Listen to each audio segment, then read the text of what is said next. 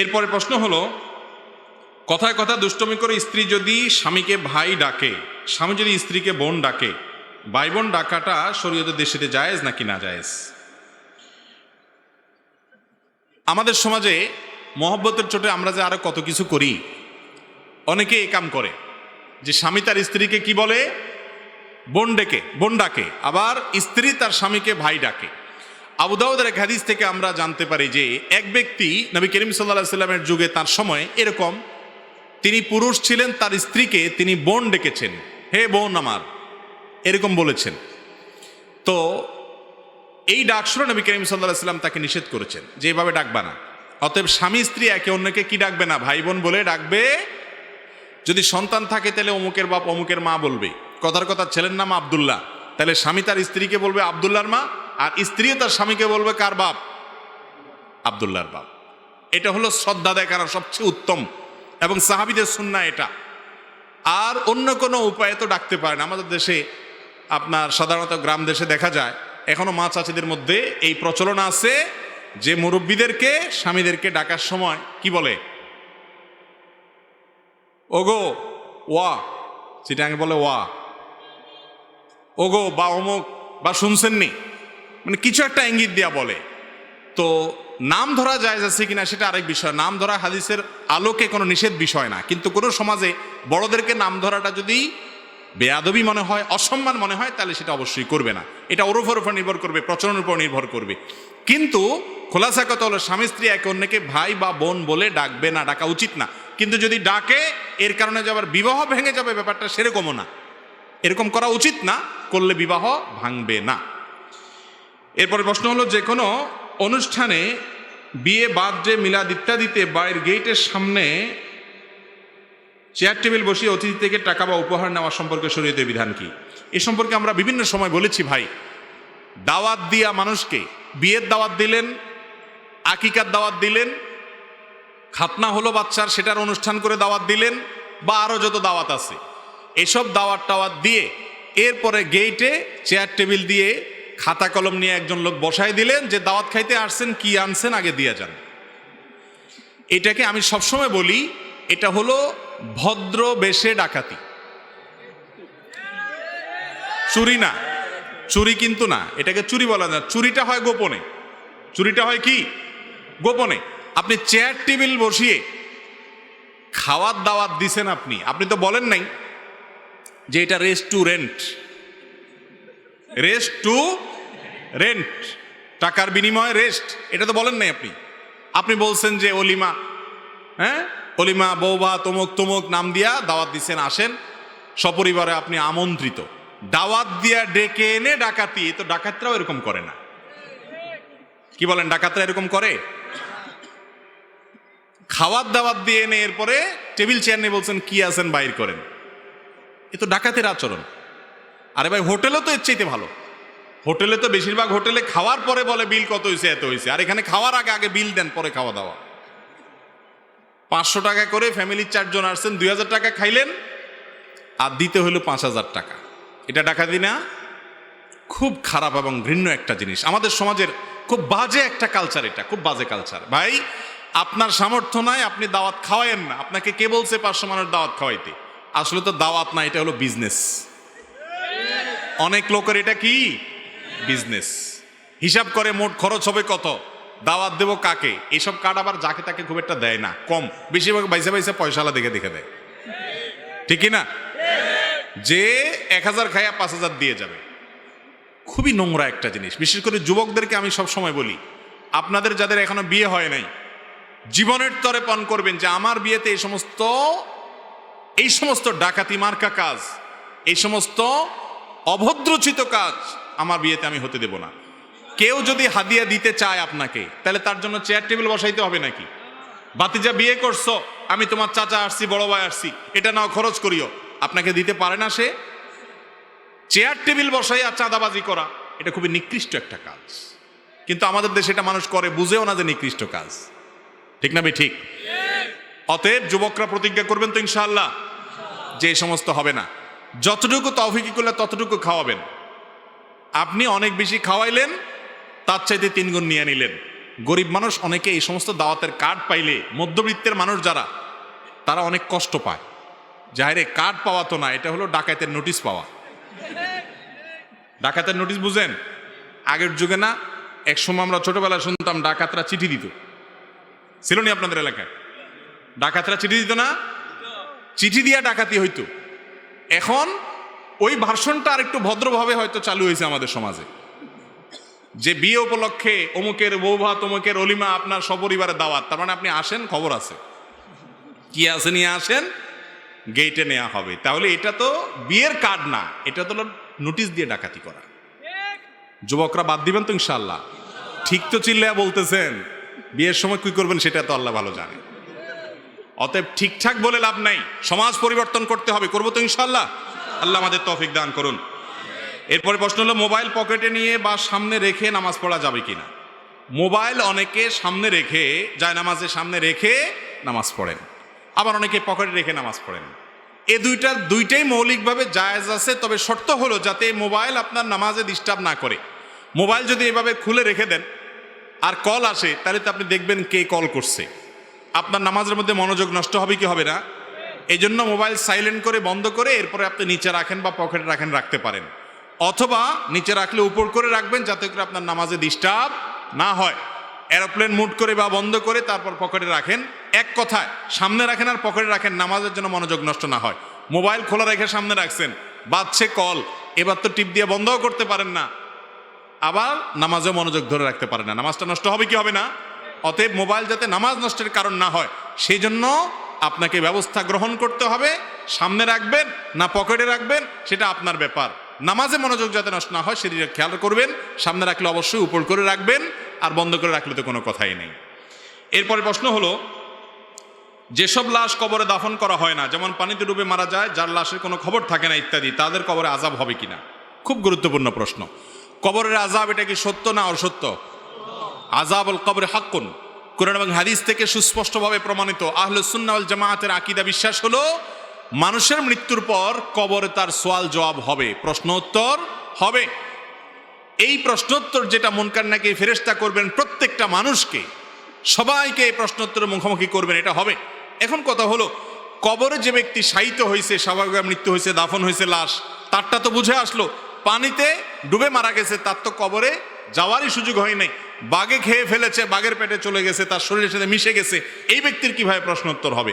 এর উত্তর হলো, আল্লাহ রাব্বুল আলামিন প্রত্যেকটা মানুষের শরীরের ধ্বংসাবশেষ যেটা যেখানে যে অবস্থা আছে ওই অবস্থায় প্রশ্নোত্তরের মুখোমুখি করবেন। ধরুন একজনকে বাঘে খেয়ে ফেলেছে, কুমিরে খেয়ে ফেলেছে, আগুনে পুড়ে ভস্ম হয়ে গেছেন, ছাই হয়ে গেছেন। ছাই হয়ে গেলেও তার শরীরের ওই ধ্বংসাবশেষ, ছাই থাকুক আর মাটি থাকুক, কিছু একটা আছে, যেটা আছে ওইটার মধ্যে আল্লাহ তাআলা অলৌকিকভাবে তার মধ্যে রূহ দিয়ে তাকে প্রশ্নোত্তরের মুখোমুখি করবেন। সেটা আমরা দেখবো না, বুঝবো না, উপলব্ধিও করবে না, কিন্তু প্রশ্নোত্তর হবে। এই জন্য কোরআনে কারিমে আল্লাহ রাব্বুল আলামিন এটাকে বলেছেন বারজাখ, ওয়া মিন ওয়ারাইহিম বারজাখুন ইলা ইয়াউমি ইউবআসুন।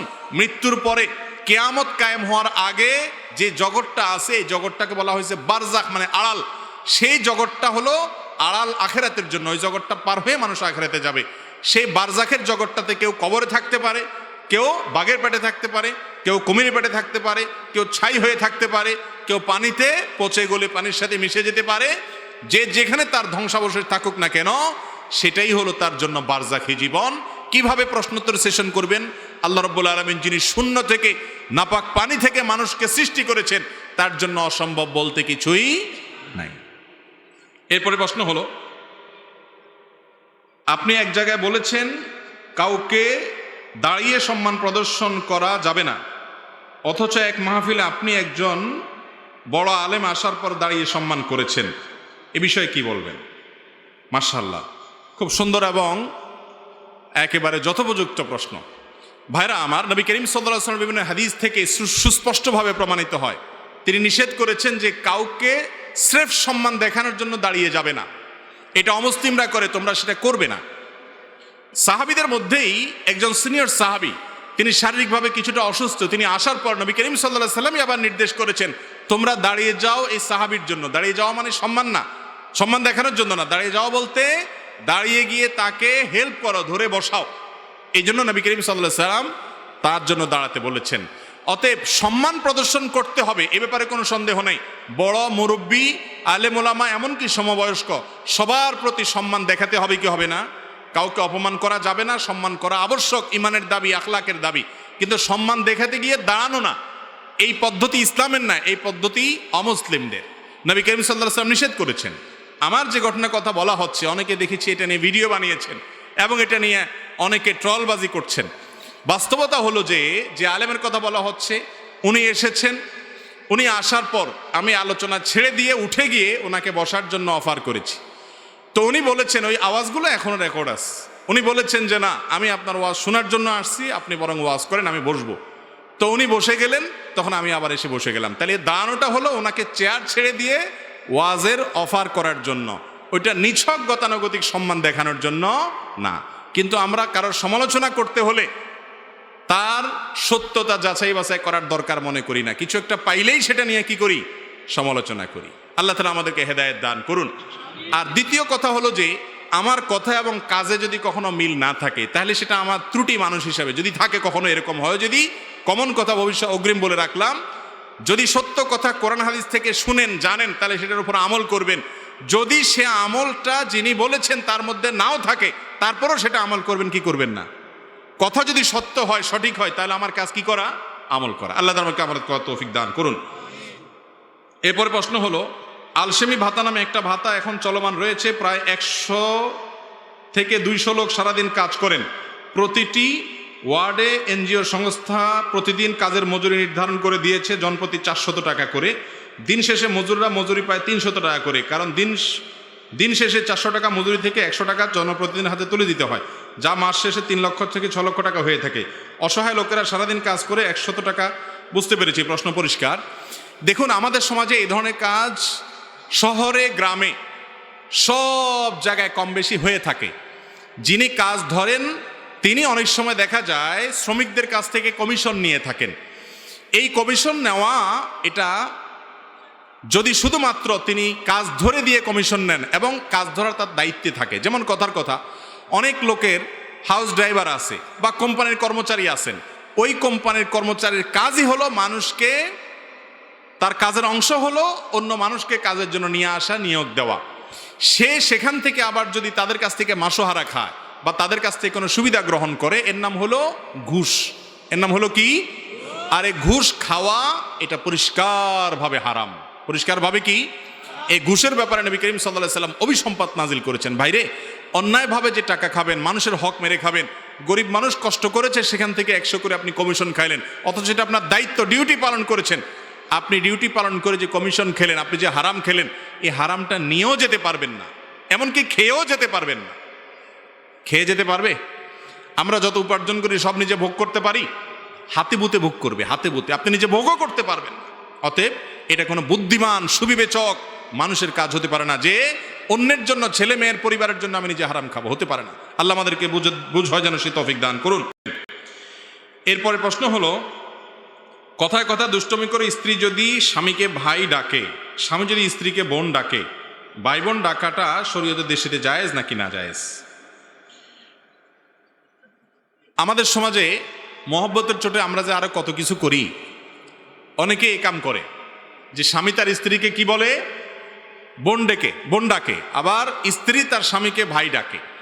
আবু দাউদের এক হাদিস থেকে আমরা জানতে পারি যে এক ব্যক্তি নবী করিম সাল্লাল্লাহু আলাইহি সাল্লামের যুগে, তার সময় এরকম, তিনি পুরুষ ছিলেন, তার স্ত্রীকে তিনি বোন ডেকেছেন, হে বোন আমার, এরকম বলেছেন। তো এই ডাক শুনে নবী করিম সাল্লাল্লাহু আলাইহি সাল্লাম তাকে নিষেধ করেছেন যে এভাবে ডাকবা না। অতএব স্বামী স্ত্রী একে অন্যকে কি ডাকবে না? ভাই বোন বলে ডাকবে। যদি সন্তান থাকে তাহলে অমুকের বাপ অমুকের মা বলবে। কথার কথা, ছেলের নাম আব্দুল্লাহ, তাহলে স্বামী তার স্ত্রীকে বলবে আব্দুল্লাহর মা, আর স্ত্রীও তার স্বামীকে বলবে কার বাপ? আব্দুল্লাহর বাপ। এটা হলো শ্রদ্ধা দেখানোর সবচেয়ে উত্তম এবং সাহাবীদের সুন্নাহ এটা। আর অন্য কোনো উপায়ে তো ডাকতে পারেন। আমাদের দেশে, আপনার সাধারণত গ্রাম দেশে দেখা যায় এখনো মা চাচিদের মধ্যে এই প্রচলন আছে যে মুরব্বীদেরকে স্বামীদেরকে ডাকার সময় কি বলে? ওগো ওয়া, চিটাঙ্গে বলে ওয়া, ওগো বা অমুক বা শুনছেননি, মানে কিছু একটা ইঙ্গিত দিয়া বলে। তো নাম ধরা জায়েজ আছে কিনা সেটা আরেক বিষয়। নাম ধরা হাদিসের আলোকে কোনো নিষেধ বিষয় না, কিন্তু কোনো সমাজে বড়দেরকে নাম ধরাটা যদি বেয়াদবি মনে হয়, অসম্মান মনে হয়, তাহলে সেটা অবশ্যই করবে না। এটা ওরফের উপর নির্ভর করবে, প্রচলনের উপর নির্ভর করবে।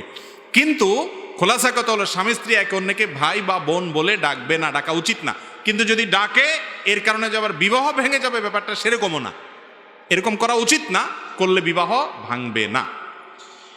এরপরে প্রশ্ন হলো, যে কোনো অনুষ্ঠানে, বিয়ে, বার্থডে, মিলাদ ইত্যাদিতে বাড়ির গেটের সামনে চেয়ার টেবিল বসিয়ে অতিথি থেকে টাকা বা উপহার নেওয়া সম্পর্কে শরীয়তের বিধান কি? এ সম্পর্কে আমরা বিভিন্ন সময় বলেছি ভাই।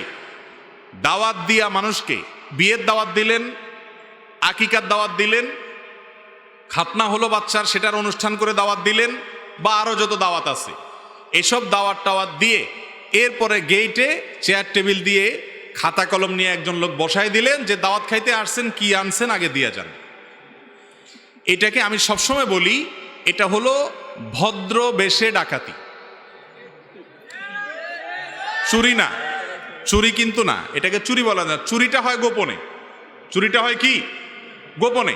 আপনি চেয়ার টেবিল বসিয়ে খাওয়ার দাওয়াত দিছেন, আপনি তো বলেন নাই যে এটা রেস্টুরেন্ট, রেস্টুরেন্ট টাকার বিনিময়ে রেস্ট, এটা তো বলেন নাই।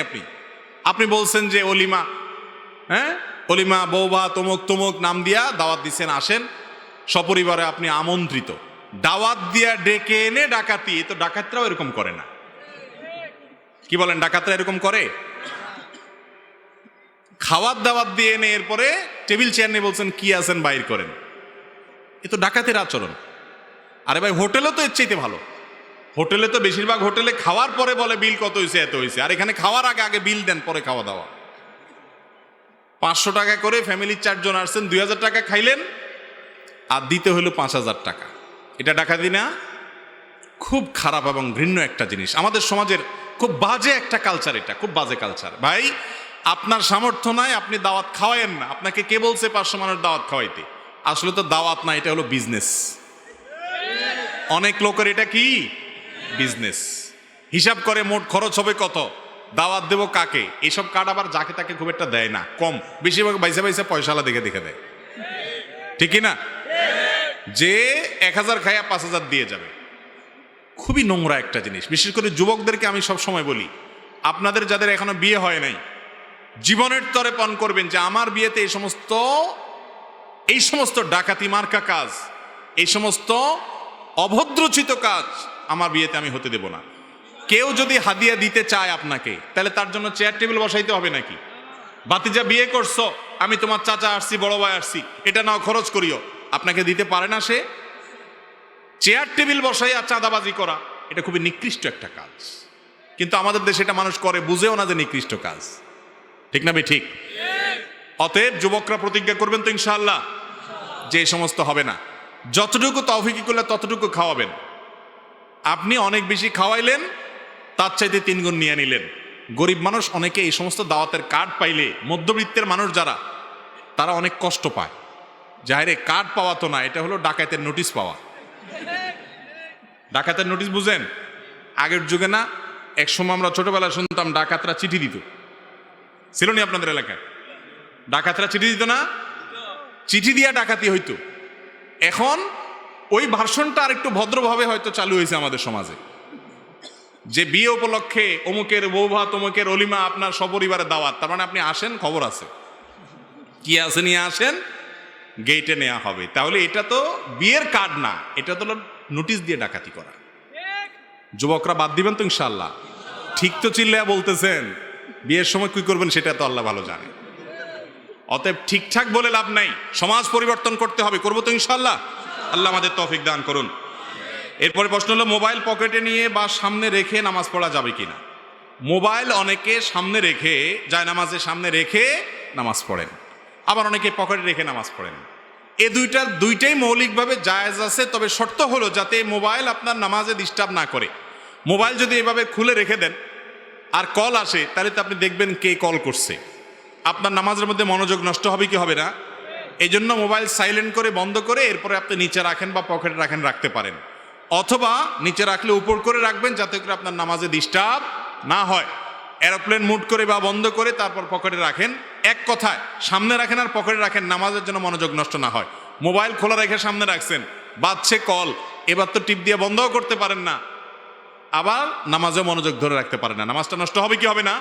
অতএব মোবাইল যাতে নামাজ নষ্টের কারণ না হয় সেই জন্য আপনাকে ব্যবস্থা গ্রহণ করতে হবে।